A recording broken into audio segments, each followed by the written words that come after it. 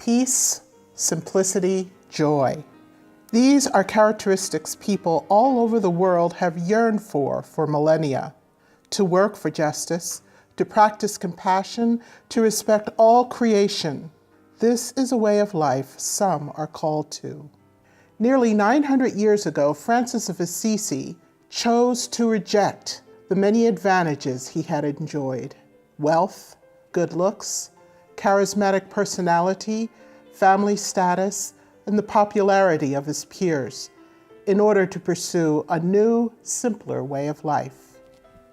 Francis, as a young man in the Middle Ages, was just as we are today. He was attracted by many things that drew interest for him: status, money, prestige. But after a while, he discovered that those things were empty, that they really did not provide the kind of satisfaction that he needed. Not long after Francis had fully embraced this new life of unreserved devotion to God with a completely open heart, Clare of Assisi, a young woman deeply moved by Francis's preaching, was inspired to leave her own life of privilege. She would become a guiding beacon for centuries of women seeking to devote themselves to Franciscan disciplines and joys. In the beginning, both Francis and Clare found themselves surrounded by skeptics and some with outright scorn. Why would anyone in their right mind walk away from the riches and social standing they had? And for what? To live a life of simplicity and poverty. But there was an undeniable joy that both Francis and Clare radiated in their new way of life. At first, this confused people around them, but soon it began to draw others to want to learn more. By undertaking this radical conversion, Francis and Clare were able to let go of things they didn't need in order to focus on authenticity. This process of conversion towards poverty of spirit freed them to discover a purpose for their lives that was much richer and more deeply satisfying than anything they had known before.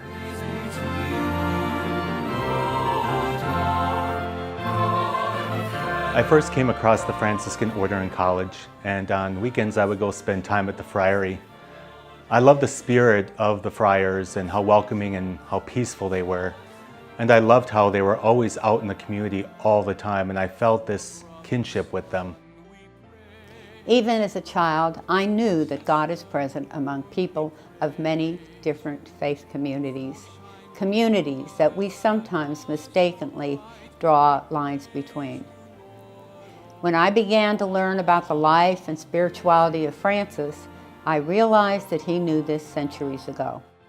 Today, professed Franciscans all over the world strive to live out the values Francis committed himself to and taught. They belong to several different orders. They live within cloistered religious communities and within the larger society. They are lay people and ordained. But there are common commitments which they all share: making Christ known, simplicity of life, and respect of and care for all of God's creation. It's important that we see the differences between our Franciscan orders as being cultural, and to also recognize this is vastly different from any theological differences. We are brothers and sisters through Christ, and in solidarity with the life and example of Francis and Clare, we need to be careful not to let our individual faith traditions eclipse that. Francis gave up everything he had in order to follow God's Spirit. He renounced his association with his own family at great cost to his own personal comfort and security.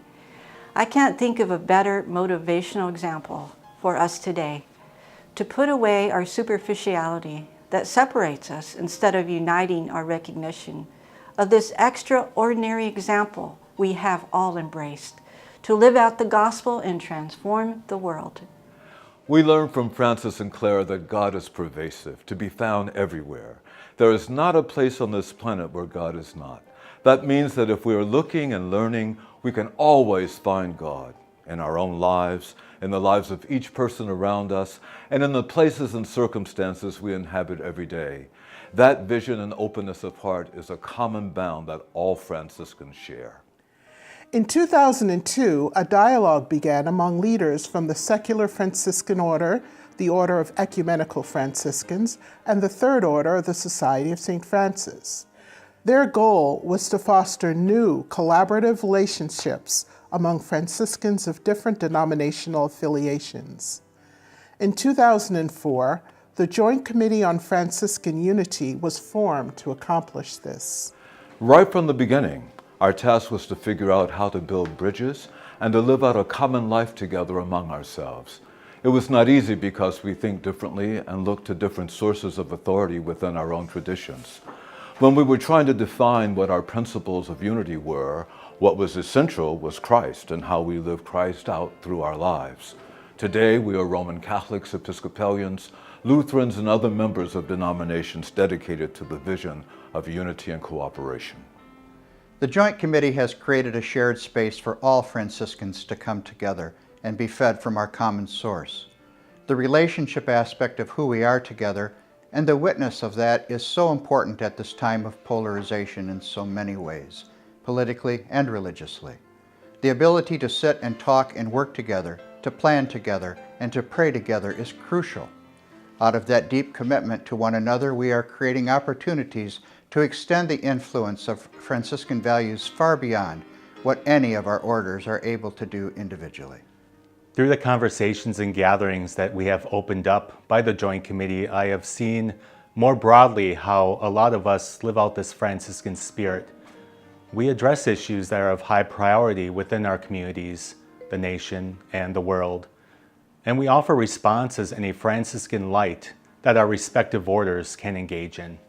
Each year, the Joint Committee sponsors a conference drawing Franciscans from all orders together to deepen relationships and dialogue around timely issues. These conferences have played an essential role in expanding awareness of the potential for life-changing work across orders for social and economic justice, peacemaking, and interfaith bridge building.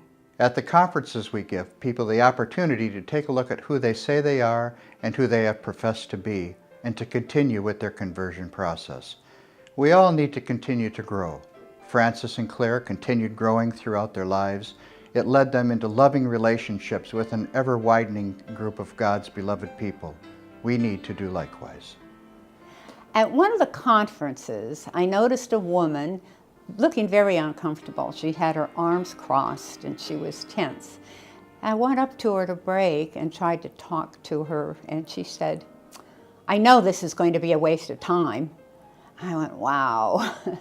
Well, following that, as she listened to her sisters and brothers in Francis and Claire, she began to, her eyes and ears were opened, and she was smiling, and she said later, "Now I understand."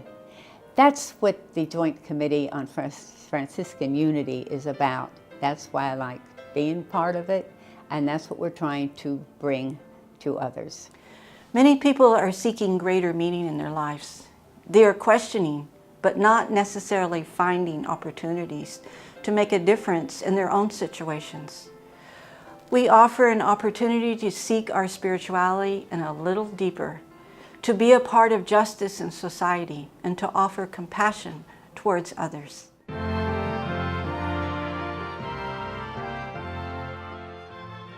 In all of our diversity as Franciscans, we are well positioned to make a very powerful offering to the world, and that's hope. We choose to find the things we hold in common and use them to promote unity. These are the commitments that break down barriers, and the Joint Committee symbolizes this. Each of us has received this gift of the rule of life that enables us to express a deep reverence for God and a deep love of people.